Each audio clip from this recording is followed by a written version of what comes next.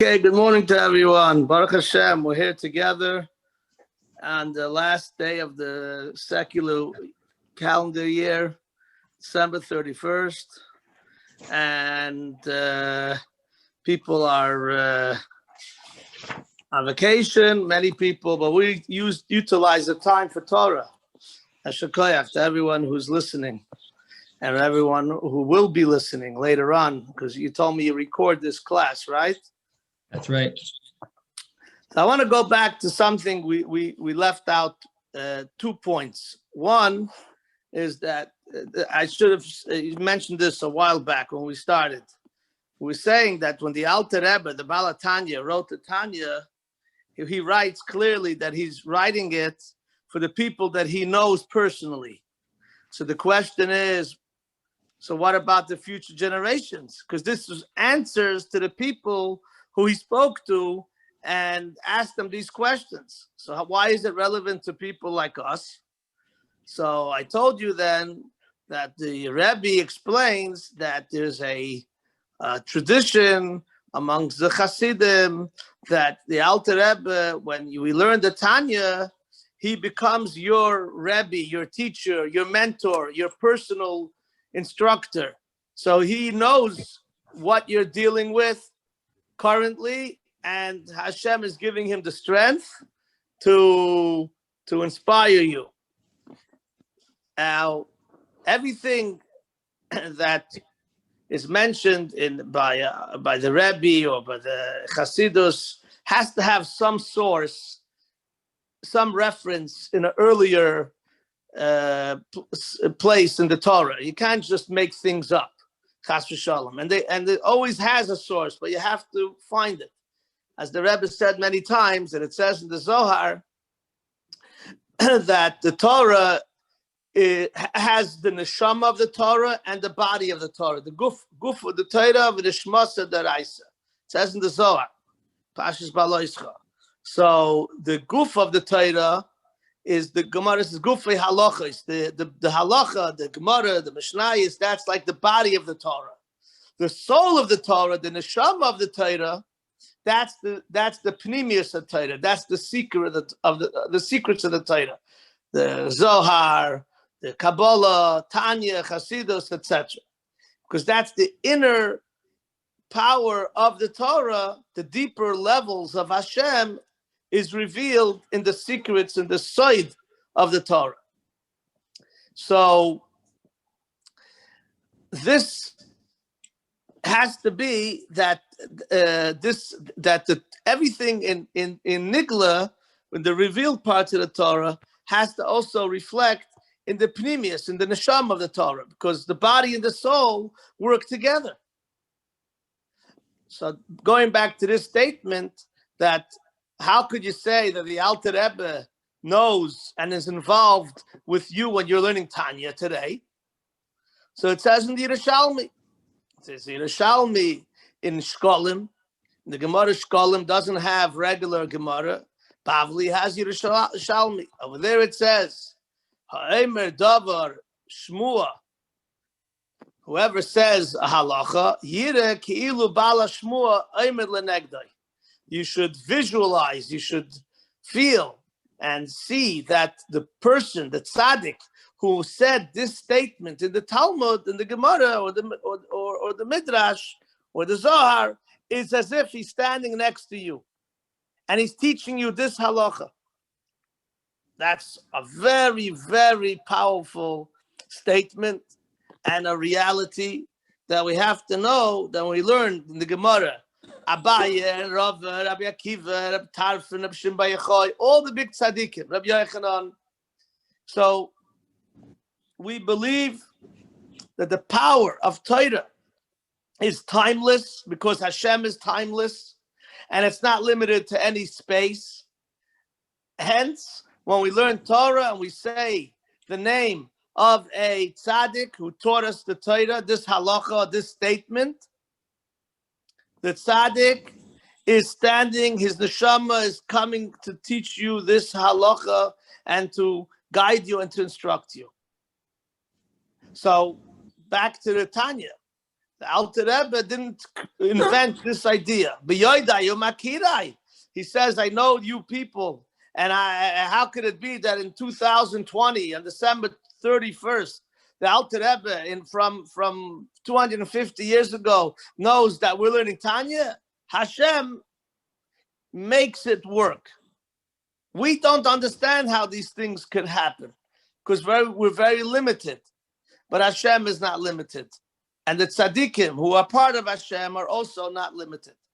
Okay, the second thing, on Sunday, we spoke a lot about the 4th chapter of Tanya. But I want to go back to something we didn't elaborate on, which is, mentions here about Avos Hashem and Yiras Hashem. The love for Hashem and the fear and the reverence of Hashem. And each one of them has branches. And he says that the positive mitzvahs, the 248 mitzvahs, are the source of them, or the motivation factor is the love for Hashem. Ava, he shoydish, kol ramach mitzvah say, if you love Hashem, you're going to perform all his mitzvahs, his positive mitzvahs. Umimena heinim shachos. From the Ava, from the love for Hashem, they branch out. Umbilada ein lehem kiyum amiti. And without the love for Hashem, they won't have a long-lasting effect. An emes kiyum. Ki amakayim be'emes. Hu ha'oyev es shem Hashem b'chafetz l'davik be'emes. V'yef shel davka be'emes.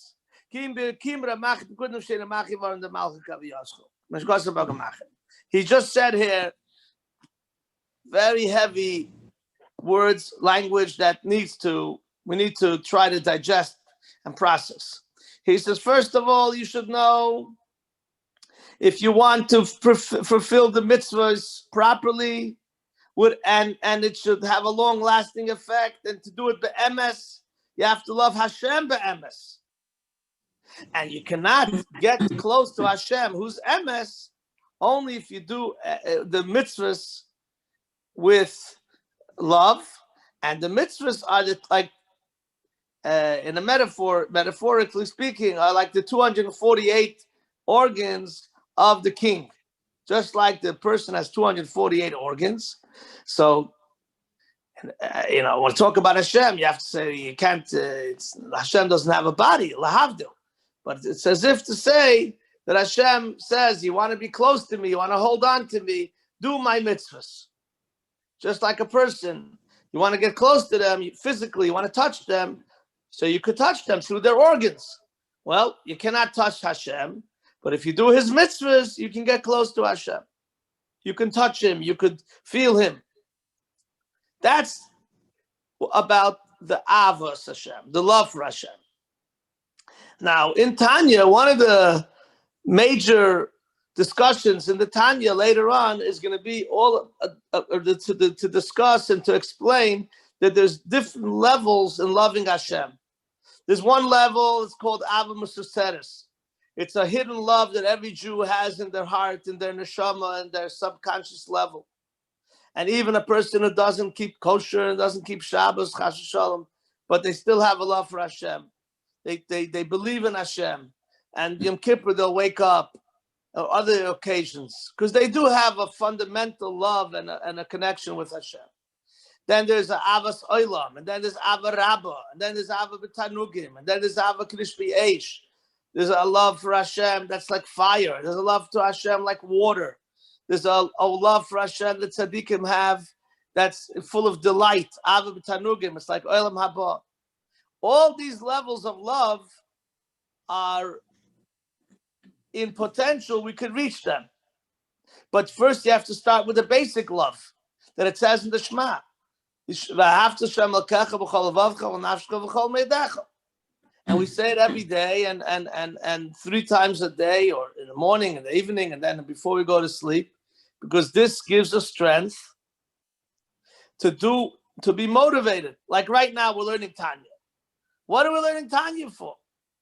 Every one of us who came now to learn the Tanya is because we love Hashem. There's no hidden agenda over here. There's nothing monetarily to gain out of it. We're not trying to impress anyone. It's all l'shem shemayim. It's all for the sake of Hashem. It's all for the love for Hashem. And every Jew has a little bit, for sure, of love to Hashem, but sometimes it's covered up. Sometimes it's hidden. And we have to reveal it. Then we move on, and he talks about the Yira. The Yira, the fear of Hashem, is the source, and it's going to motivate you not to do any of the loisases, any of the prohibitions. A person, the basic fear, the fundamental level of fear is that you don't want to rebel against Hashem, who's the king of all kings. That's the first level. Hashem is the boss. He's the king of all kings. He controls everything, and I have to listen to him. And this will give me the strength not to violate, not to do anything against his will, which is those 365 prohibitions. You go for a step further, a higher level.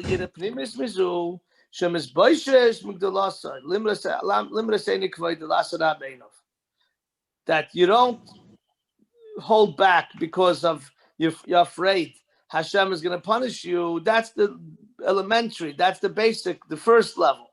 We go higher than that. We're embarrassed to do anything bad. If I know that Hashem doesn't want I should do it, then what in the world? Why would I take the decision to go against Hashem's will when I know that Hashem is watching, and I'm doing something against His will? You got to be crazy to do that. You got to be out of your mind. So you're embarrassed. Say, how could I even think to do something against what Hashem wants me to do?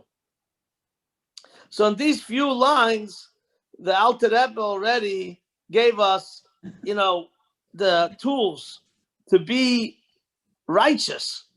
All you got to do is work on your avas Hashem, your love for Hashem, and we have tools to do that. And this will motivate you to do mitzvahs, the positive mitzvahs.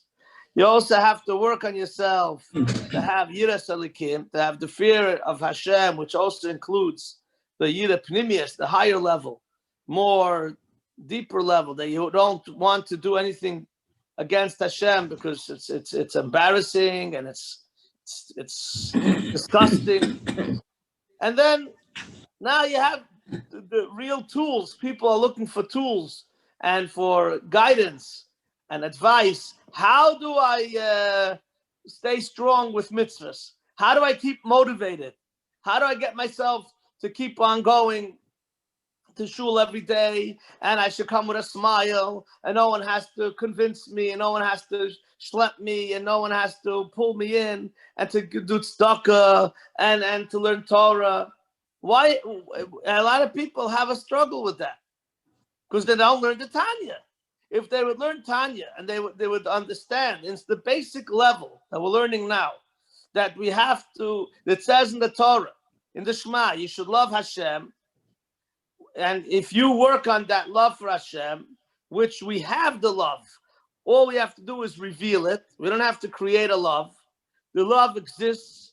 The love that every Jew innately, instinctively has to Hashem. All you got to do is reveal the love. How to reveal the love? There's also, in the Tanya, explains it. But the love exists. The system is in place. All you got to do is activate it a little bit. And then you're motivated. And then you're also happy. Because if you do what Hashem wants, you're going to be happy. And that's what we want to do. Remember, we spoke in the first chapter in Tanya. Every person wants to be happy. A lot of people are spending big bucks going to therapists and psychologists to help me. Why am I not happy? I have enough money. I have a nice family, but I'm not happy. I want this and I want that, and this thing bothers me, and this person bothers me. Why? So the bottom line is that in order for a Jew and in general of any person to be happy, the happiness has to start from inside.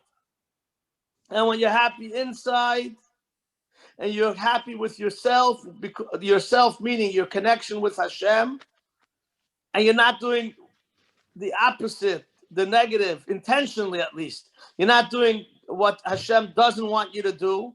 You'll be happy. If you'll be happy, if you'll be happy, then you'll be able to accomplish much more, and you'll be able to bring happiness to the people around you. Anyway, this chapter of Tanya, this fourth chapter of Tanya, has a lot of information, and this I just wanted to touch on it, and a few more points. Another aspect he brings at the end of the first page, on the 30 lines from the bottom, in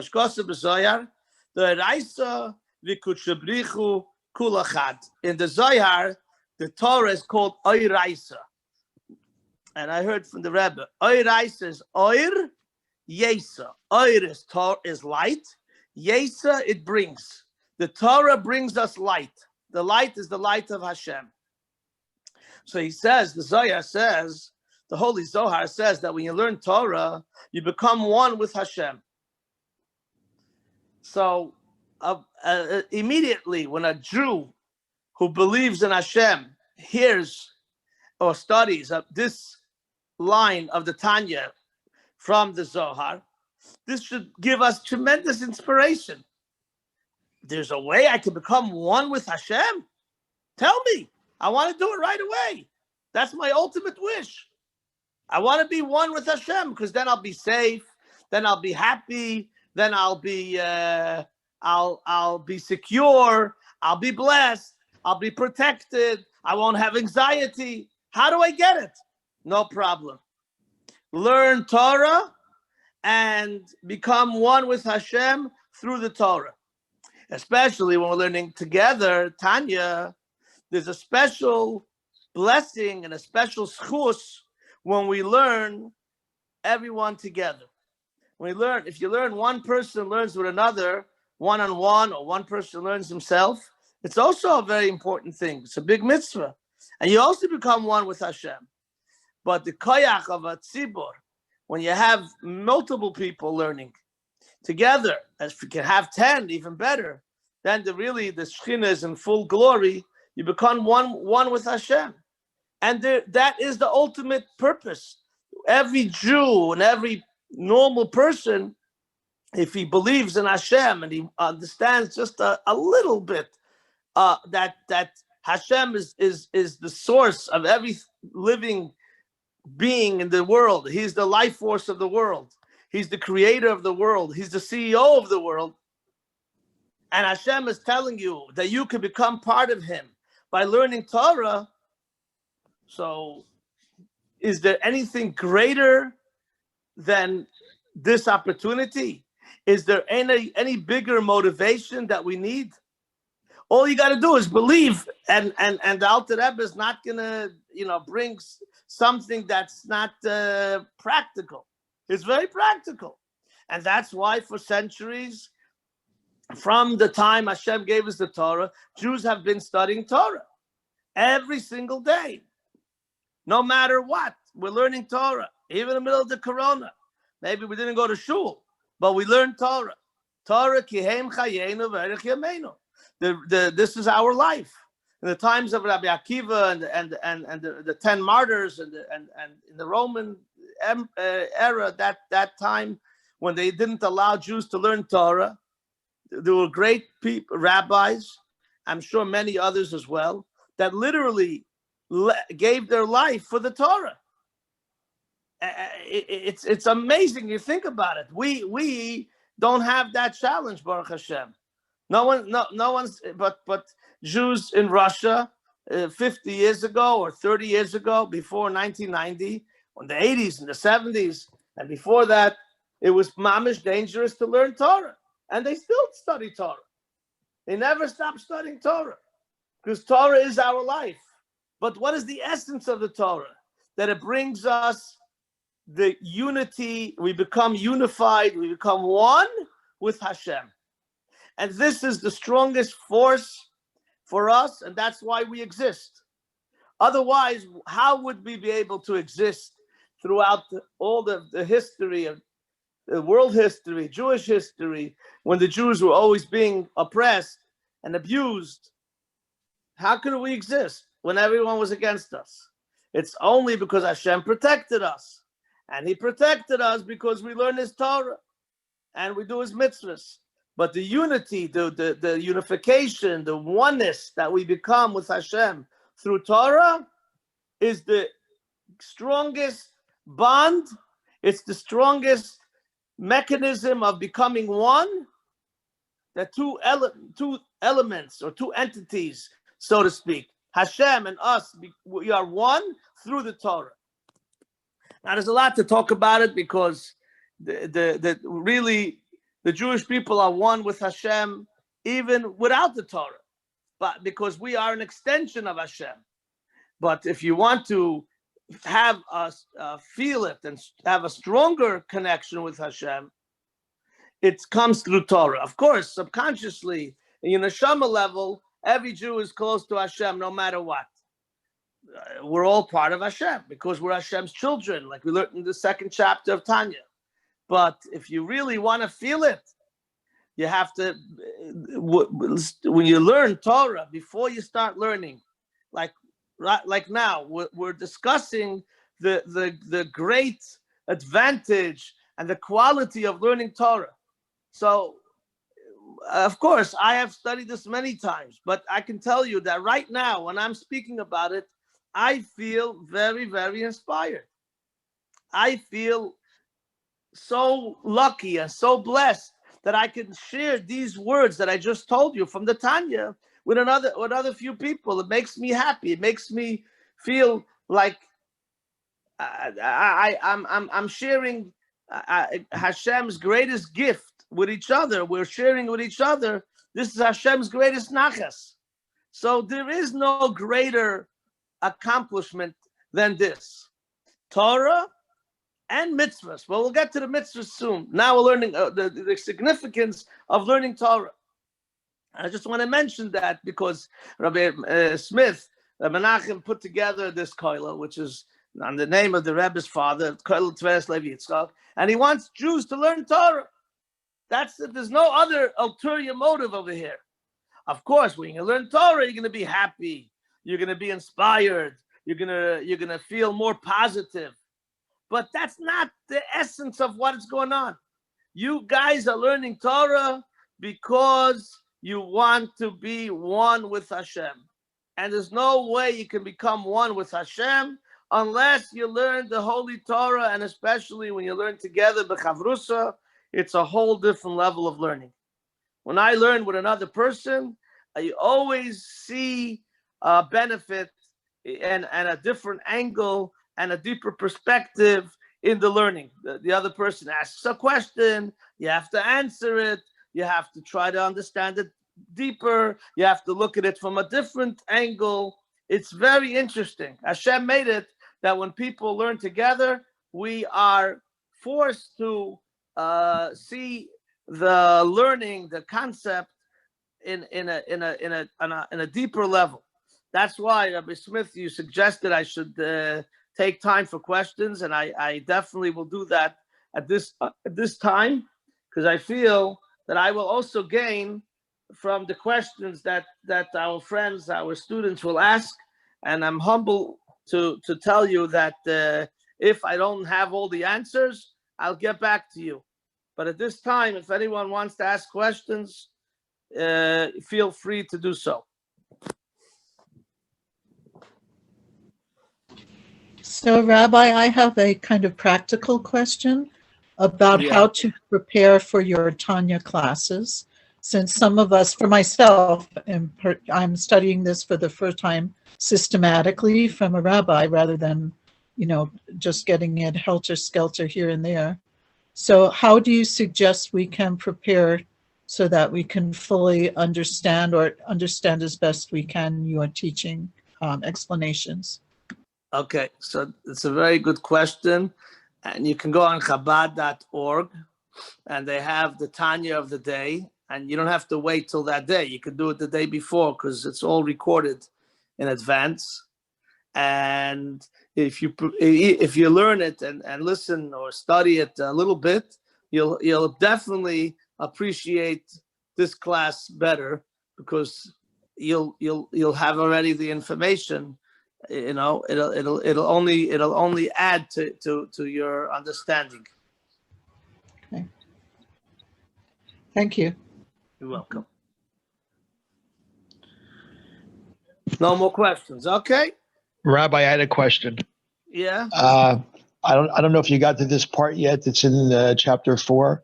It says that a person fulfills the mitzvahs in truth and that's someone who loves Hashem's name and truly desires to cleave to him. So my question was, why the emphasis on loving Hashem's name rather than loving Hashem? That's my question. Wow, that's an excellent question. You see, that's a good example that I learned Tanya already 50 times. I never saw this nuance until you just brought it up.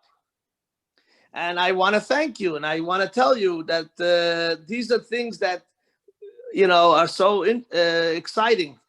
So I'm going to try to answer you, but I'm going to tell you that I'm going to also do homework. And on Sunday, God willing, I hope to have more answers or another answer.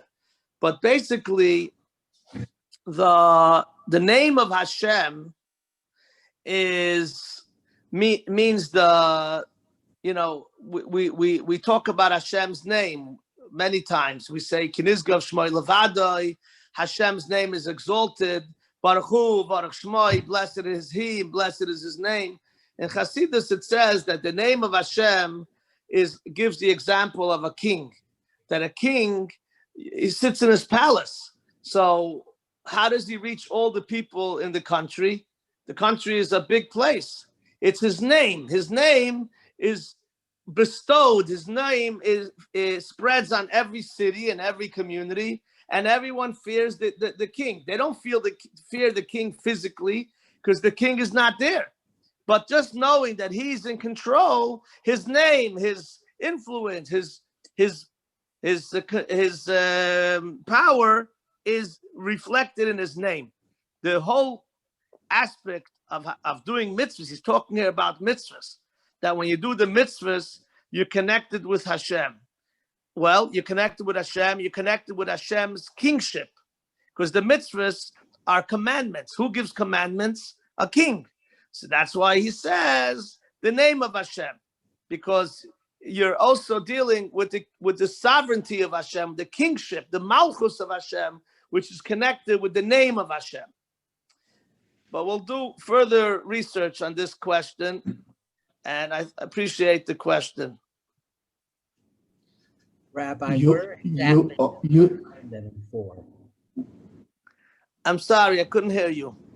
I wanted to ask him, I have the Tanya here, and I have chapter 4, and I wanted to see the wording of it so I could underline it because it's such a great question, and I wanted to look at it. It's on the first page of chapter 4, and it's basically 2, 4, 6, 8, 10, 12, about 12, 13 lines from the top. To the beginning of chapter 4, go down about 12, 13 lines. It says over there, Hashem.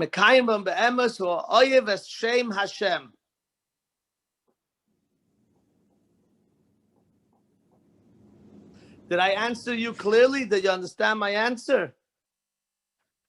Yes. It's still a little strange Rabbi, because once a person's learning Tanya, you would think He doesn't need that attraction of the name of Hashem. He's already here. So since he's already here, why is he not just instructed to love Hashem? We don't say Ve'ahavta es Hashem Elokecha b'chol levavcha b'chol nafshecha. We say I love Hashem, fear Hashem. Why all of a sudden the emphasis on the name so much? But I understand what you're saying, but I still have a little bit of a question. Me too. I also. But the name basically is the glory of Hashem. But you're right. We have to look further into this, and I have a few svarim that might give us more clarity, and we'll get back to it. Can I tell you what I think of it? Yes. I think that God has many names, and also you said that there is many ways to love God. Maybe there is matching between the different love of God and the different names of God. And that's why here he says, love the name of God, because each one of them has a different meaning. So I want to clarify. I want to just continue on this thought. You're saying that we're talking about the 248 mitzvahs. So obviously every mitzvah is a little bit different than the other mitzvah. So that manifests itself in every mitzvah is like connecting with another level, another name, or another way of the way Hashem reveals himself. And every name is the glory. Like we know there's 7 names of Hashem, but Hashem is one. What does he need a name for? So it says in Chassidus, Hashem is echad, Hashem is one. But when he reveals himself and he interacts with the world, like the Midrash says that Adam Arishan called Hashem Adonai, Adoin, because he's the master of the world. And Kael is the chesed of Hashem. And Elikim is Gevura, the severity, the judgment, when Hashem punishes.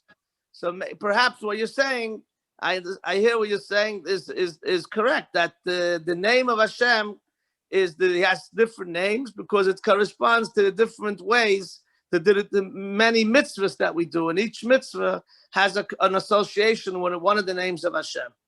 Very good. Yeah. Yasher Koyach. Beautiful. Thank you. Okay, thank you very, very much, Rabbi Dalfin.